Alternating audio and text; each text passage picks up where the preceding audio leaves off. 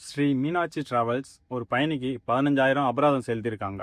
எதற்காகனா, ஒரு பயணியை இறக்க வேண்டிய இடத்துல இறக்கி விடாம வேற இடத்துல இறக்கி விட்டதுனால நுகர்வோர் ஆணையம் இந்த அபராதத்தை விதிச்சிருக்காங்க.